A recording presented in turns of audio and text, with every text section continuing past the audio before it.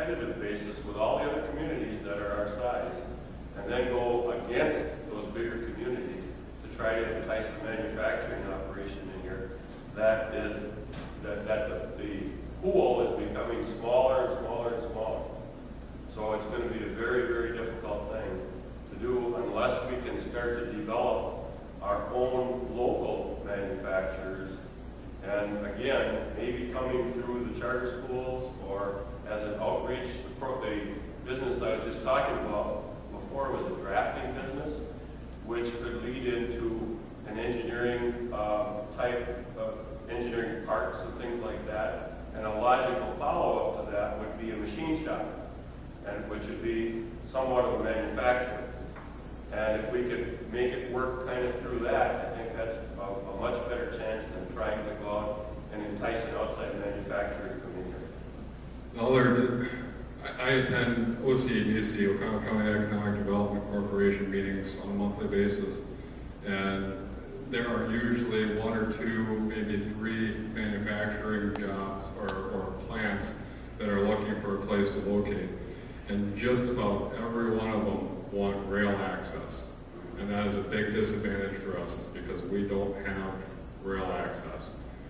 There was one, for example, that wanted rail access and wanted 22-foot sidewalls and 15 acres of land. And we have none of that criteria. So I do attend those meetings just to see what is out there, what kind of prospects there are. And we went after a couple. Another thing that we've done is created a future response team for development, which involves the planning committee chair, myself, and the CDA chair, Nanette Moore. And we are, that program or that committee is in its infancy as well. And we are basically the response team that if there's a business that wants to come to town, the three of us sit down and then decide where we have to go from there and get the ideas, find out if we got to get the utility involved, if we have to get public works involved, and so forth. And we've had, I think we set that up about 2 months ago, and we've met with about 2 or 3 business prospects so far. So business creation and filling Main Street is a large priority for us, and I would very much like to see Main Street full in 5 years. It's not going to be an easy job, but it's definitely a goal to accomplish. The other problem we have with manufacturing too is the industrial park that we have has no space for manufacturing. Right now, the vacant lots that are available are already owned by other individuals that don't want to sell. There really isn't any space in the industrial park for prospects. Who owns it? We currently have one parcel that's just over 6 acres, which is lot number 4, and Chris Wall owns lot number 3.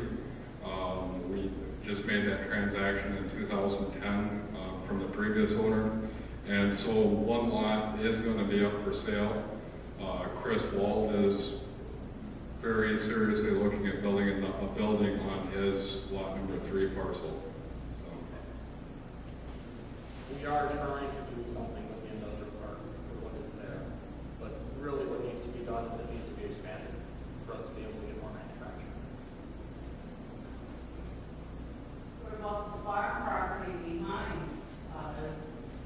Would you be able to negotiate any of that land from, what was the old Gaston farm? All along Falls Lake Road. Yeah, we're looking at the whole perimeter around Gillett to find out what the best option is for expansion. One of the biggest concerns that we have right now is the finances of the city and where we stand. You know, we currently have about $1 million of our borrowing capacity available. $1 million doesn't get you very far, and if there's any emergencies, you know, we need to have that money. We need to be sitting on that in case there's something that we have to react to now. Gillett is in somewhat of a tough tough situation at this point. With our 80-year-old sewer system, you know, we've really got to focus on what we have and what our infrastructure is now, and really focus on trying to get that repaired and up to date while we find non-expensive or ideas that don't cost money to create businesses and manufacturing. So for us to go out and spend, you know, even $250,000 or $300,000 on land, we still have to put the water and sewer infrastructure in. We have to put, you know, the streets and everything else. So, you know, and that was one of our biggest things that we looked at with the law enforcement center. I'd love to have that law enforcement center here, but with no tax revenue, with no created jobs from it, you know, that would have been, we were kind of thinking about a $2 million expense in order to just get that law enforcement center here, and basically no repayment for that. Was that a jail, or was that just Yeah, that was for the jail. How big? They were going to increase the size from, the 80 beds was what I think they could hold over 100, but their comfort level was around 80. It was going to increase the size of the jail, and the law enforcement center, which would be the county officers and so forth, would be located in Gillett, but there would be no new jobs created from it. Would the city revenue for a utility? There would be a little bit of revenue for the utility, but, you know.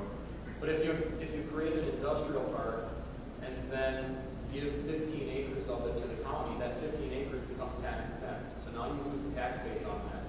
Aside from the cost of the infrastructure that you brought in, it was very hard to see the benefit to having that to offer. Especially when we don't really have the funding to put up that much money. If we were sitting on 15 acres and it wasn't, you know, it already had water and sewers ran to it and we had no prospects, I think we probably would have done the same as O'Connell Falls or O'Connell, possibly. You know, we still would have had the expense to put that stuff in, you know, and for no return on the investment, you know, that's coming out of every one of our pockets to put that here. Yeah. Can't you force the ones who have bought into the industrial park and have not done anything with their land, force them either to put something on or to sell it back to the city?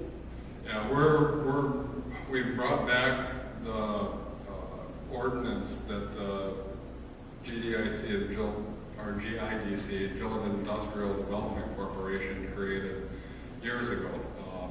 We actually acquired a copy of that, brought that back to Planning Committee, and we haven't reviewed it yet, but that's, as I said in the address, that's one of the things that we are looking at to see what options we have to do just that.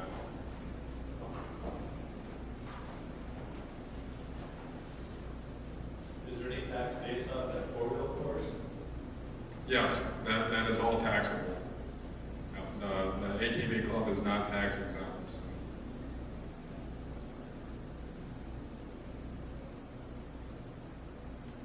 Any other questions?